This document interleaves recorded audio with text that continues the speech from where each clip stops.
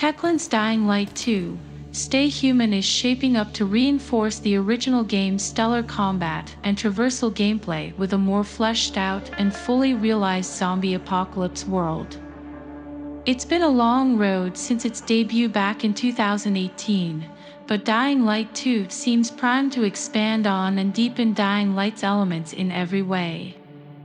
That means improved traversal gameplay and fluid movement, a reactive open-world story that takes player choice into account, and of course, lots more horrific zombie monsters primed to rip you apart. We've learned quite a bit about Dying Light 2 of late, thanks to the fact that the game is finally approaching its release date after numerous delays. Here's everything we know about Dying Light 2. Release date. Dying Light 2, Stay Human is set to release on February 4, 2022 for PC, PlayStation 5, PS4, Xbox Series XS, Xbox One, and Nintendo Switch, although you'll play an online version streaming from the cloud on Nintendo's platform. First announced at E3 2018, the game was originally expected to release during the first half of 2020 but was delayed for an indefinite period. It then was slated to release on December 7th, but was again pushed back. The long wait for Dying Light 2, Stay Human could be attributed to the tumultuous development cycle surrounding the project, with complaints regarding Techland's use of other games as creative starting points for its own projects as well as a toxic work culture.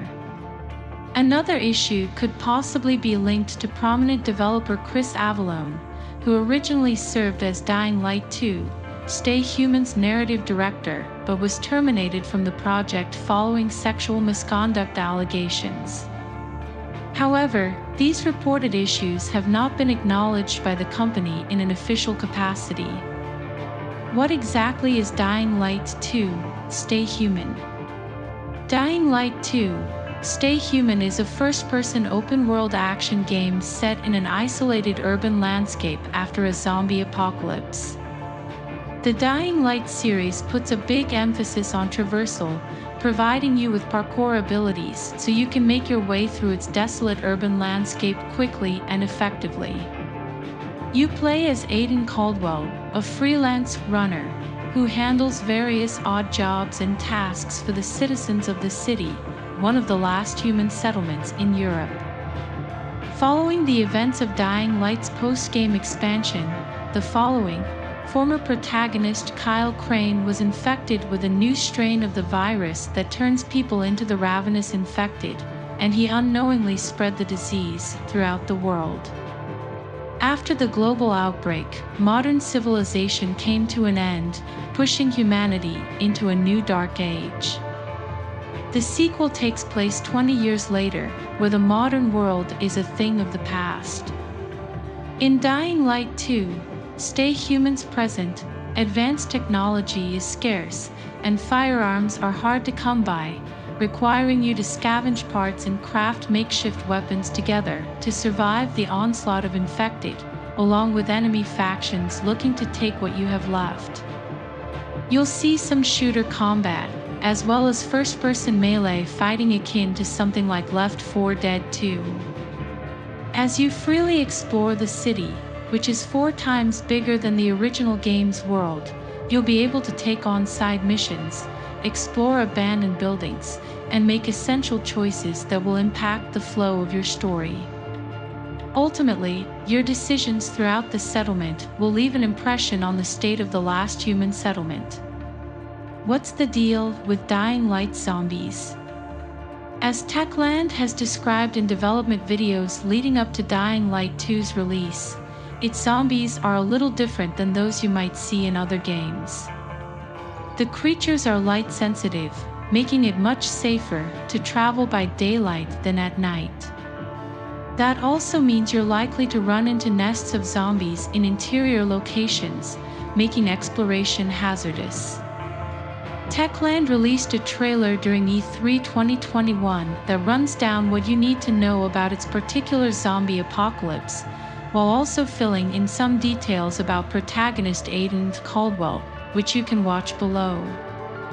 Though Dying Light 2: Stay Human is a continuation of the original game's plot, which set the groundwork for the new story, the sequel works as a standalone game on its own.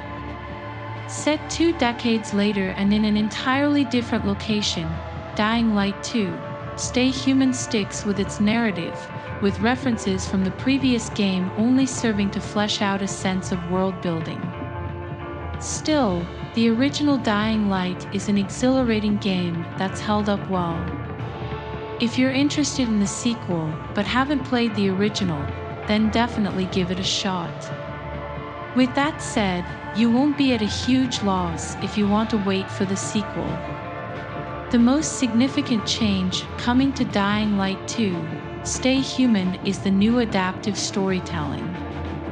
Throughout the game, Aiden Caldwell will rub shoulders with the various factions in the city, and at critical points in the plot, he'll need to choose whom to side with to press forward. Depending on which factions control the districts of the city, you'll see changes to the environment that reflect their ideologies. During E3 2019, we saw a gameplay demo that showed off a mission set at a fortified water dam. A faction had moved in and turned it into a safe haven. While it seemed like a peaceful place, your present task required that you break in and confront the leader, putting you at odds with the group. Choosing to take over the dam will not only claim the territory for your chosen faction, but it will also change the very layout of the district's map itself.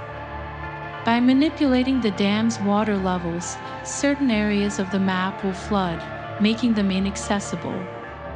On the inverse of that, other places will see the water drained, which will unearth new places to explore, along with mutated infected that will spread to the city.